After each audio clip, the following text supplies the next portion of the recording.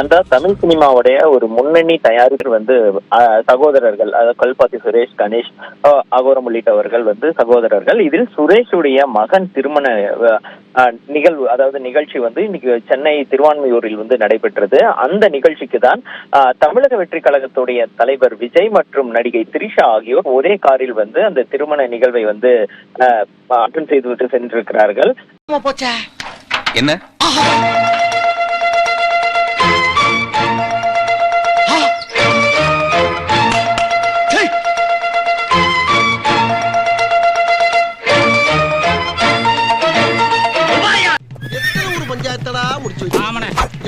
நமக்காக அம்பட்டு போலும் பிள்ளை குட்டியோட வெயில்ல காத்து கிடக்குறாங்களே.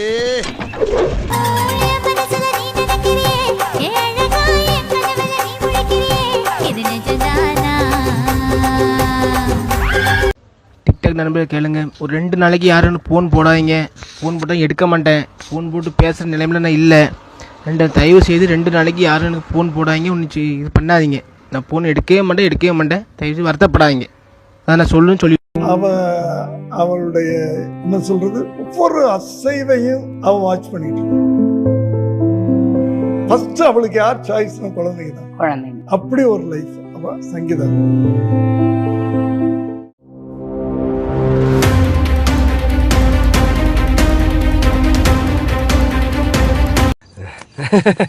ஆனா மனசார சொல்றேன்டா, சத்தியமா நீ எல்லாம் உருப்பட மாட்ட. இந்த தற்கொலைகள் கிட்ட சர்க்குலர் யாரு? இந்த ஆதவர்ஜுனா, இந்த புஷியானந்த் எல்லாம் மனைவியால் புறக்கணிக்கப்பட்டவனுங்க எல்லாமே.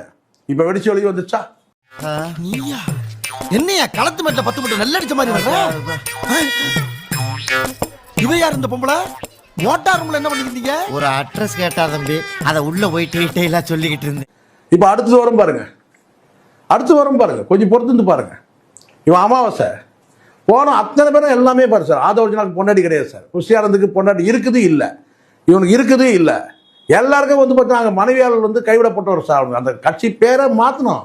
இது தமிழக வெற்றி கழகம் கிடையாது, மனைவியால் விரட்டப்பட்டவர் கழகம். வருஷமா எனக்கு ஆசை இருந்தது இந்த இடத்துக்கு வர்றதுக்கு. ஆசை இருந்ததா? ஆமா. எல்லாரும் எவனுக்கும் பொண்டாட்டியோட வாழல, எவனாவது பொண்டாட்டி காட்டுங்க சார். நீங்க இது நல்ல ஒரு ஃபங்க்ஷனுக்கு பார்த்தீங்கன்னா மனைவியோடு வந்தார், காட்டுங்க சார். ஏதாவது புஷியானதை காட்டுங்க, ஆதவர்ஜுனா காட்டுங்க. தனிப்பட்ட எது தனிப்பட்டவர்? பொது வாழ்க்கை வந்தால் பார்த்தீங்கன்னா ஒரு தனிப்பட்ட வாழ்க்கை சுத்தமாக இருக்கக்கூடாதா? என்ன ஆளணும்னு நினைக்கிறீங்க, என் மக்கள் ஆளணும்னு நினைக்கிறீங்க. உங்களோட ஒழுக்கத்தை பற்றி நான் கேட்கக்கூடாதா? கேள்வி சொல்லுங்க. ஒரு பொண்ணை வச்சு அந்த குடும்பம் எவ்வளவு கஷ்டப்பட்டிருக்கும். உன் அக்கா தங்கச்சியை வச்சு இந்த மாதிரி எவனா பொண்ணா தெரியுண்ட வழி.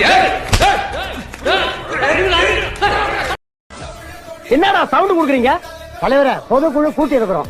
நீங்க இந்த பொண்ணை வச்சிருக்கிறது தொண்டனுக்கு பிடிக்கல. அவனுக்கு பிடிக்கலன்னா விடு, எனக்கு பிடிக்குது. தொண்டனுக்கு பதில் சொல்லித்தான் ஆகணும். என்ன நீ பெரிய தொண்டை?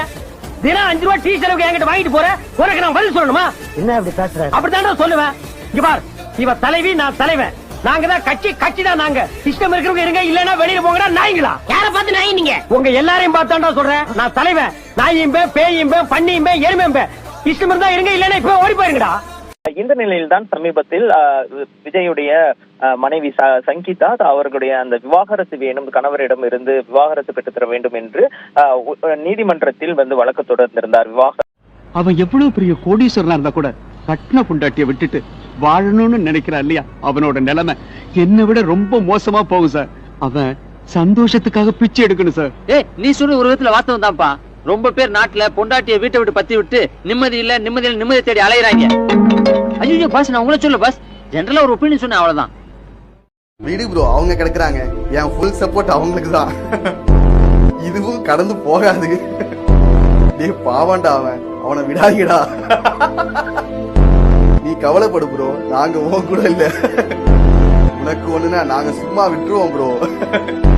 பயப்படாத அன்பா, எல்லாம் ஒரு நாள் மாறாது.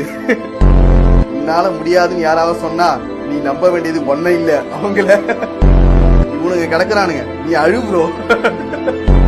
மனசை தளர விடு ப்ரோ, எல்லாம் கெட்டதா. விடாமுயற்சி விஸ்வரூப தோல்வி.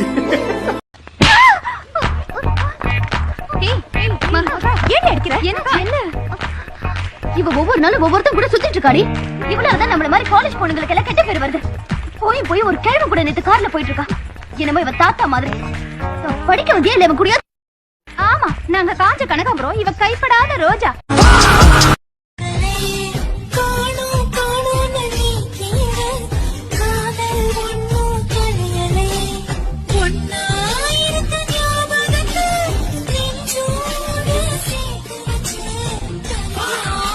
வித்து தான் பிள்ளையை காப்பாற்றணும்ல, இதுக்கு பிறகாச்சும் பிள்ளையை திருந்தணும்ல, அதுக்கு நம்மளால் முடிஞ்சா செய்வோம். எல்லாம் கடவுள் மேலே பாரத்தை போட்டு போக வேண்டியது.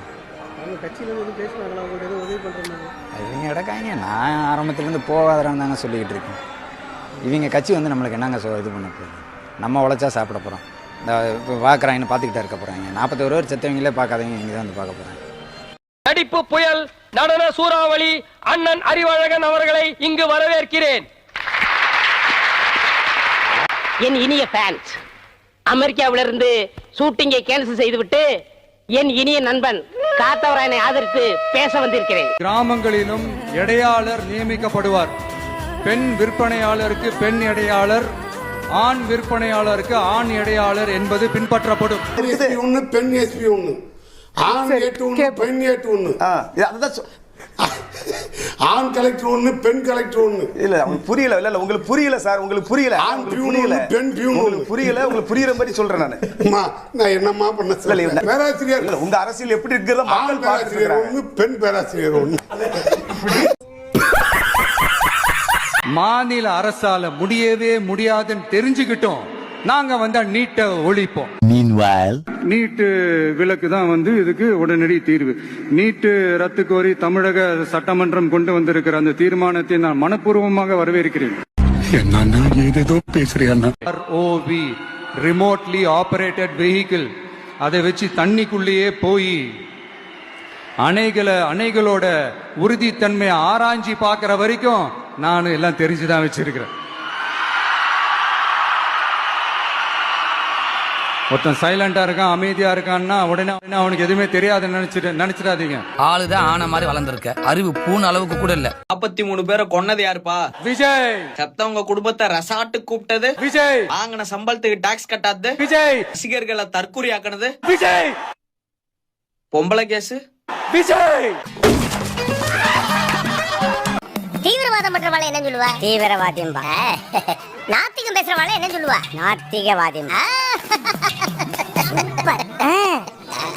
அப்போ கல்ல போடுறவங்க கல்ல ஓடவே கூப்பிடணும். காவேக தலைவர் விஜயிடமிருந்து விவாகரத்து கேட்டு அவரது மனைவி சங்கீதா நீதிமன்றத்தை நாடியுள்ளார். பிரபல நடிகை ஒருவருடன் விஜய்க்கு திருமணத்தை மீறிய உறவு இருப்பதாக தலைவர யார் உங்களை விட்டு போனா என்ன, சங்கீதா அண்ணி போனா என்ன, யார் போனா என்ன, நான் இருக்கேன் தலைவர. என்ன பண்ண தெரியுமா? என்ன தெரியும்? அடிக்கலாம் மாட்டேன். பயமா இருக்குல்ல, ஒழுக்கமா இருக்கணும். நான் உங்களை கல்யாணம் பண்ணிக்கிறேன். தலைவருக்கு பொண்டாட்டின்றதுலாம் எவ்வளவு பெரிய குடுப்பன தெரியுமா? தலைவர ஊன் மட்டும் சொல்லுங்க தலைவர, நான் உங்களை கல்யாணம் பண்ணிக்கிறேன். டேய், நான் தலைவர் அசிங்கப்படுத்துறீங்களா? வர்ற எலெக்ஷன்ல நான் தலைவன் சிஎம் ஆவனா மெரினா பீச்ல அம்மனை கூட ஓடுவாரா? டேய், நீ என்ன ஓய் சொல்லி பேச? தம்பி இதெல்லாம் ஆஃப் பண்ணி பா, போடா நீ பா. என் தலைவன் அம்மனை கூட ஓடுவான். தலைவன் சத்தியடா. டேய், தலையில சிம்முலே தலை விட்டாயா புளிய அவன. 2026ல எங்க அண்ணா தான் வர போறாரு. வந்து உமன் சேஃப்டி தான் ஃபர்ஸ்ட் வந்து பாக்குறேன்னு சொல்லியிருக்காரு. இந்த மக்கள் சந்திப்பிலேயே பெண்களுக்கு நல்ல பாதுகாப்பு கொடுக்கறாங்க. நல்ல பாதுகாப்பா வந்துட்டு பாதுகாப்பா போறாங்க.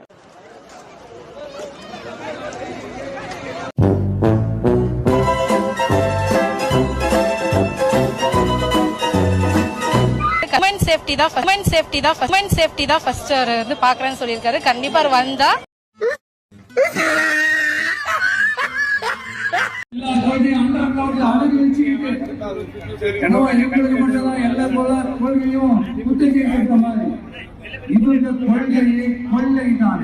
சரகு மிக்ஸ் பண்ணி டாக்ஸ் முள்ள ஏத்தி வந்துருக்கா? ஐயோ, நீங்க ரொம்ப டேஞ்சர் போல்தே. சங்கீதாவோட கரெக்ட் பண்ணி காசு கொடுத்துருப்பான். கரெக்டா எலெக்ஷன் அன்னைக்கு வந்து நீ கரெக்டா டைவர்ஸ் வாங்க வந்துரு, நான் உங்க 2 பேருக்கு டைவர்ஸ் வாங்கி கொடுத்துறேன்னு ஸ்டாலின் தான் சொல்லியிருப்பான். அவங்க சங்கீதா மேடத்தை விலை கொடுத்து வாங்கிட்டாங்கன்னா எங்களோட கேள்வியை பொறுத்த அளவுக்கு வாங்கியிருப்பாங்க. நீ டிஎம்கே காரங்க சதி பண்ணி பில்லி சூனி ஆவி ஏவல் வச்சு ஏவிட்டாங்க. அவர்களுடைய ஆசைக்காக தான் விஜய் அவர்களே கட்சி ஆரம்பிச்சிருக்காரா? அடுத்தவங்க ஆசைக்கு ஆரம்பிக்கிறவரு எங்க விஜய் கிடையாது, புரியுதுங்களா? எதுக்காக த்ரிஷா வச்சுக்கிறாருன்னா எம்ஜிஆர் ஜெயலலிதா வச்சிருந்தாரு, அதே மாதிரி எங்க தலைவர் விஜயும் த்ரிஷா வச்சிருக்காரு. சார் யோசிக்கிறதுக்கு இல்ல, நடக்க போறது பெருமூச்சு விடுறீங்க. இல்ல இதெல்லாம் பார்த்தா கடவுள் ஆசீர்வாதம் அவ்வளவு தூரம் பண்ணிருக்காரு விஜய்க்கு, நல்லா பண்ணட்டும். ஏதோ நீங்களும் கடவுளோட ஆசீர்வாதம் கிடையாதுங்க, கடவுளே அவராதான் பிறந்து வந்திருக்காரு. இந்த யுகத்தின் அவதார புருஷன் விஜய். அவனை சொல்லி நிறுத்துக்கலாம்டா, எதுக்குடா வரீங்களா? இந்த தமிழக அரசு சரியா ரோடு போடல, அந்த ரோடு சரியா போடாதனால விஜய் அவர்களுக்கு வந்து அந்த சரியான நேரத்துல போக முடியும். எல்லாமே திமுக காரனோட சதிங்க.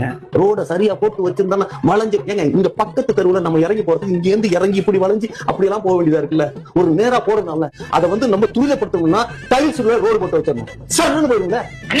நீங்க பெரிய ஆளுங்க, உனக்கு தெரியுது, நம்ம ஊர் ஜனங்களுக்கு தெரியலையே.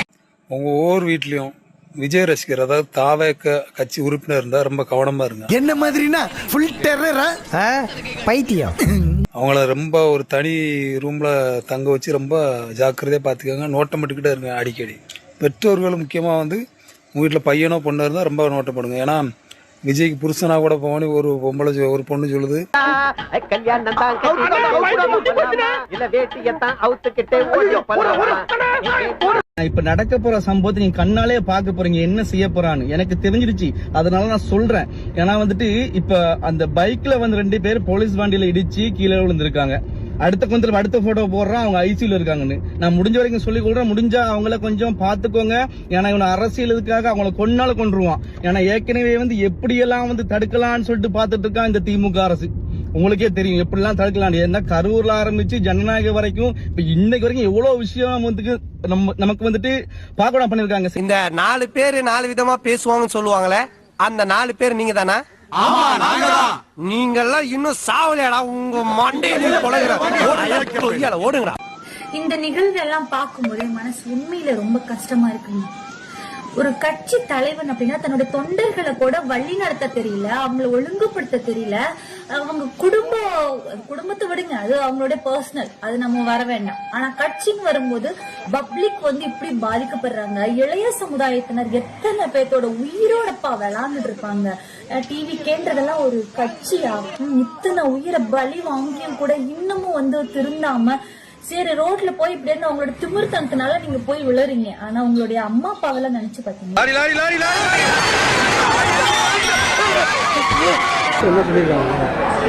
பணம் கட்ட சொல்லியிருக்காங்க, 2 நாள் ஆகும், அதுக்கடையில ஒன்றும் சொல்ல முடியாது அப்படின்றாங்க.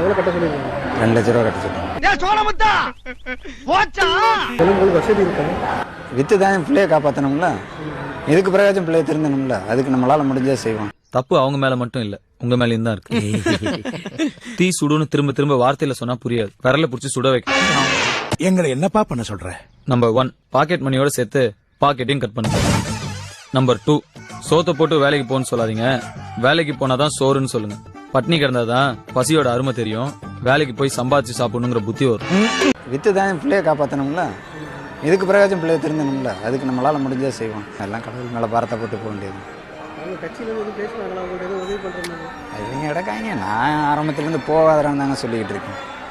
இவங்க கட்சி வந்து நம்மளுக்கு என்னங்க இது பண்ண போகுது? நம்ம உழைச்சா சாப்பிட போகிறோம். இந்த பார்க்குறாங்கன்னு பார்த்துக்கிட்டே இருக்க போகிறாங்க. 41 பேர் செத்தவங்களே பார்க்காதவங்க இங்கே தான் வந்து பார்க்க போகிறாங்க. நீ கேட்ட ஒவ்வொரு கேள்வி என்ன செருப்பால் அடிச்ச மாதிரி இருக்குடா. மாதிரி இல்ல, உண்மையிலே செருப்பால தான் அடிச்சேன். அடிப்பட்ட பையனோட அப்பா பேசுறதை இன்னைக்கு நீங்க கேட்டிருக்கணும். 41 பேர் செத்து போனப்பவே வந்து நிக்காத கட்சி என் பையனுக்கு இன்னைக்கு உதவி செய்ய வரப்போகுதான்னு கேட்கிறாரு அவர். அவன் சொன்ன வார்த்தை சொன்னா எல்லாரும் குடும்பத்தோட நாக்க பிடிங்க சாகணும். சத்தியமா சொல்றேன், நம்ம தற்கொலை தாங்க, தற்கொலை தான். திமுக அதிமுக காரன் நம்மளை பார்த்து சொல்ல வேணாம், ஆம் தமிழர் கட்சிக்காரன் நம்மளை பார்த்து சொல்ல வேணாம், நானே சொல்றேன் நம்ம தற்கொலை தான். 41 பேரை பலி கொடுத்ததுக்கு அப்புறமும் நம்ம போலீஸ் மேல பழிய போடலாம், அரசாங்கத்து மேல பழிய போடலாம், அதெல்லாம் ஒரு காரணமா இருந்தாலும் நம்மளுடைய சுய ஒழுக்கம் இல்லாதது ஒரு காரணம். அங்க 41 பேர் உயிர் பழி போனதுக்கு, அந்த 41 பேர் பழி போனதுக்கு அப்புறமும் இதே மாதிரி ஏதோ தெருநாயி, எப்படி தெருநாயி நைட்டு பைக்ல போனா பின்னாடியே ஓடும்பாரு, அந்த மாதிரி ஓடிக்கிட்டு இருந்தா கண்டிப்பா சொல்றேன் நண்பா, இதை விட கேவலமான தற்கொலை நம்ம தான். ஒரு நாளும் தமிழ்நாட்டு மக்கள் நம்மளை நம்ப மாட்டான். நம்ம வென்றாலும் நம்ம ஆட்சி வந்து கேவலமான ஒரு ஆட்சியா தான் இருக்கும். இந்த மனநிலையில இருந்தீங்க அப்படின்னா. என்னாச்சு கேப்டன்? அந்த வெட்டுக்கிளி என்ன வேதம்பு ஸ்டைல்ல சொல்லாலே பலார் அரைஞ்சிட்டு போயிட்டான்டா. தஞ்சையில போய் பேசியிருக்காரு. விவசாயிகளுக்காக கொந்தளிச்சு அடுத்த ஜென்மம் ஒண்ணு இருந்தா நான் விவசாயம் தான் பிறக்கணும்னு பேசியிருக்கேன். நான் சாப்பிட்ற ஒவ்வொரு தேங்காய் பருப்பிலையும் உங்களை மாதிரி விவசாயிகளோட வேர்வை தான் இருக்கு. விவசாயிங்க கஷ்டப்படுறத பாத்துக்கிட்டு என்னால என்னைக்குமே சும்மா இருக்க முடியாது. விவசாயியா மாறணும்னு நினைக்கிறதுக்கு அடுத்த ஜென்மம்லாம் தேவை இல்லையே. இப்ப நான் ஆம்பளையா இருக்கிறவன் பொம்பளையா பிறக்கணும் நான் அப்படின்னா அடுத்த ஜென்மம் தேவைன்னு நம்ம எதிர்பார்க்கலாம்.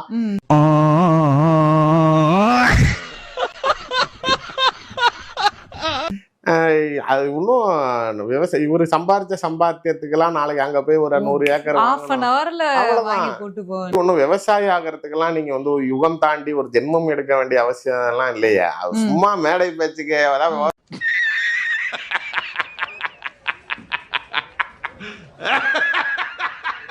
முன்னாடி வந்த இடங்கள்லாம் நீங்க பாருங்களேன். ஈரோடுக்கு போனப்ப மஞ்சளை பத்தி பேசினாரு. ஆமா இல்ல பெரியாரின் பேரன்னு சொல்லிட்டு மஞ்சள்ல ஆரம்பிப்போம். ஆமா மங்களகரமா மஞ்சள் ஆரம்பிக்கிறோம். அதை விட இங்க முடிக்கிறப்பயே கடைசியா வந்து என் நெஞ்சில் குடியிருக்கும் தஞ்சை மக்களே அப்படின்னு சொல்லிட்டு அடுத்தது என் நெஞ்சில் குடியிருக்கும் வேலூர் மக்களேங்கிறாரு. என்னடா சம்மந்தமே இல்லாம பேசுறான்னா அந்த ஊர்ல சொல்ல மறந்துட்டாராம். அதாவது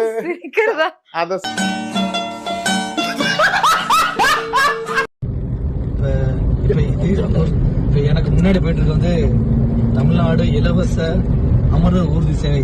எனக்கு பின்னாடி வந்துகிட்டு கூடவே வந்துகிட்டு இருக்கு யார் தெரியுமா? அண்ணே நம்ம அண்ணன் தற்குறி ரெண்டும் ஒன்னா போயிட்டு இருக்காருங்க. அமரர் ஊர்தி அண்ணன் தற்குறி ஊர்தி, அமரர் ஊர்தி அண்ணன் தற்குறி ஊர்தி.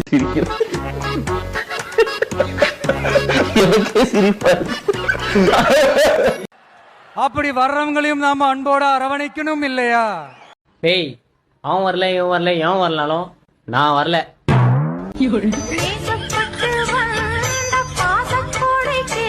நமக்கு எப்பவுமே நம்மள நம்பி வர்றவங்கள அரவணைச்சுத்தானே பழக்கம்.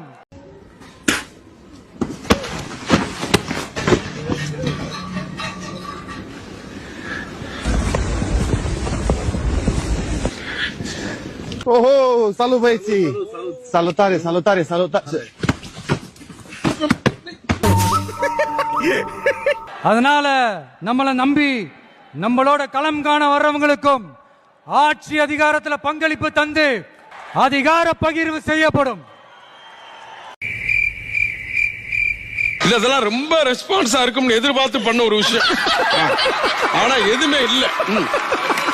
அதிமுக இன்னும் பல பேர் வர போறாங்க. இல்ல அதிமுக நம்ம ஏன் சொல்ல வரல? அதிமுக இருக்கலாம், காங்கிரஸா இருக்கலாம், திமுக இருந்து இருக்கலாம். ஏன்னா எங்க மக்கள் சக்தி இருக்கோ கண்டிப்பா வரும். இந்த மூஞ்சிக்கே உங்க மூஞ்சி பிடிக்கலையே, இனிமே உங்களை எவ கட்டிக்கிற போறா அத நினைச்சே சிரிச்சே. இன்னும் குறிப்பிட்டு சொல்ல போனா நான் சொல்றேன், இன்னும் பிப்ரவரி மாசத்துக்குள்ள இன்றைக்கு இருக்கக்கூடிய 2 அமைச்சர்கள் தாவே கட்சியில் சேருவாங்க.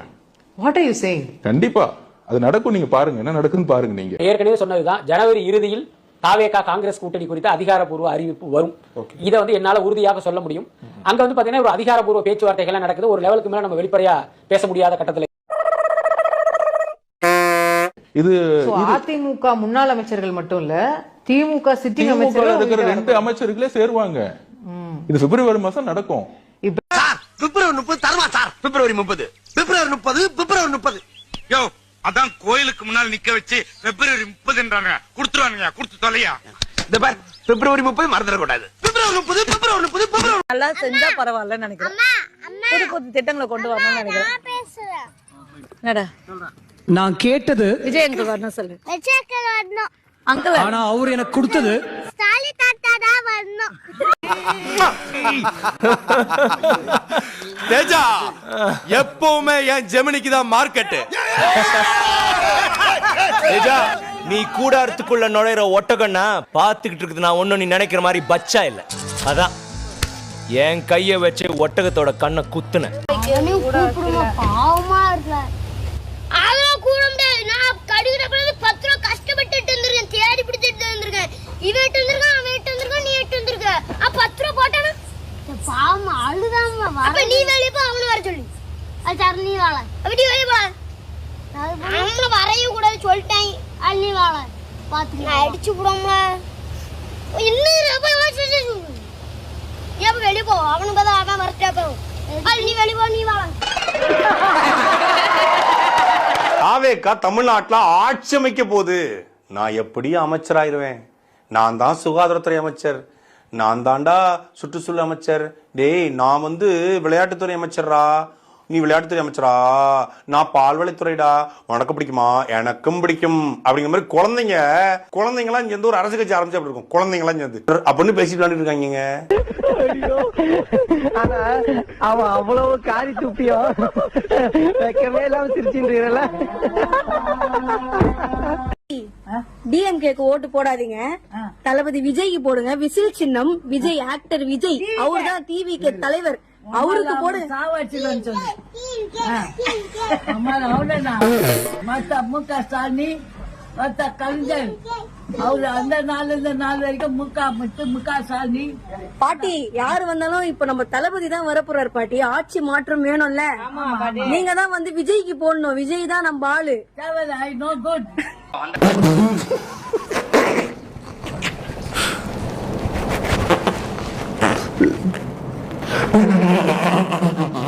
ரெண்டு பேருக்கு நடுவுல தான் போட்டியே. ஒன்னு டிவிக்கு, இன்னொன்னு டிஎம்கே.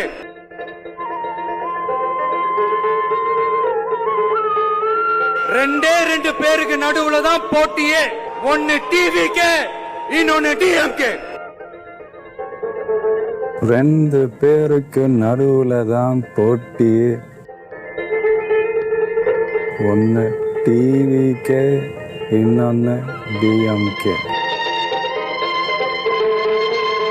2 பேருக்கு நடுவுல தான் போட்டி.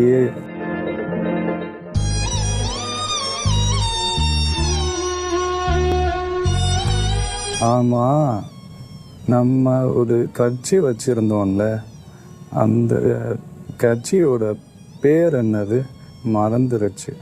தலைவர நம்ம கட்சி பேரு ஏதோ ஏதோ தற்குறி வெட்டி குடோனோ என்னமோ வரும். டிவிக்கு நினைக்கிறேன்.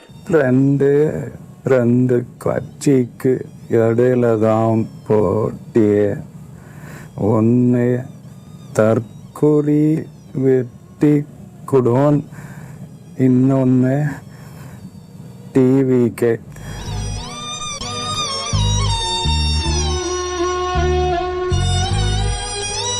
நாம் நம்மளுடைய தமிழ்நாட்டில் எப்பயுமே தமிழக மக்கள் விரும்புகின்ற இனிய தமிழ் மொழி தான் நாம் நடைமுறைப்படுத்திக் கொண்டிருக்கின்றோம்.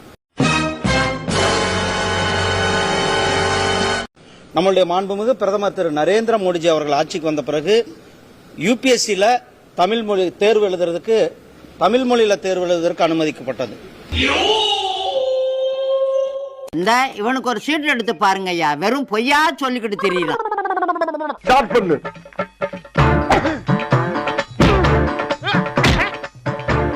இங்கிட்டு வா. அப்படியா?